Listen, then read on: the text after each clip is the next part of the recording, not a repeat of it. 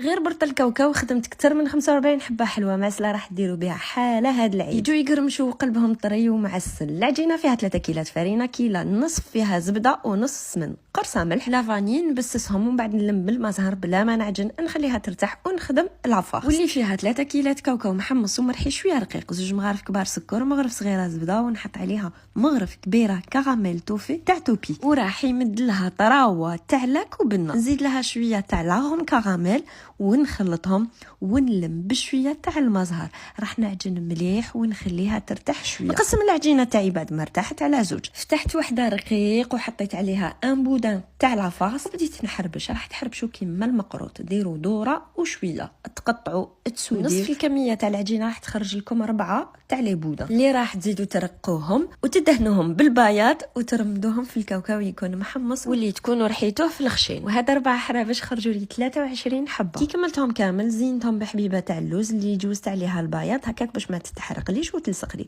طيبتهم حتى حماروا ونوجد العسيله اللي فيها كل كيله تاع عسل نحطوا فيها مغرف كبيره تاع الكراميل تاع توبي اللي عندي مده وانا نخدم غير به لقوامه وبنته. نحطهم فوق النار ونخفف بالمزهر حتى نتحصل على قوام كيما اللي شفتوه. ومباشره الحلوه تكون سخونه والعسيله دافيه نعسلوهم، وهذه هي النتيجه. الحلوه هذه لازم ديروها في هذا العيد، جربوها وبارطاجيوها. سلام.